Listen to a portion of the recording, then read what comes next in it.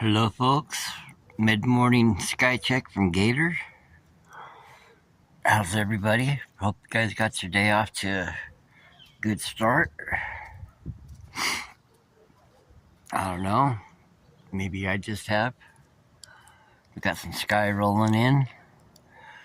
We do have possibility for cooler temperatures, a little rainy, maybe thunderous clouds moving in.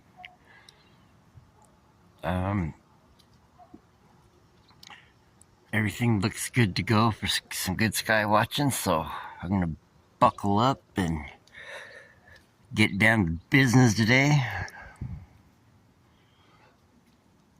Let's see if I could get us some phenomenon or some strangeness or some straight up coolness.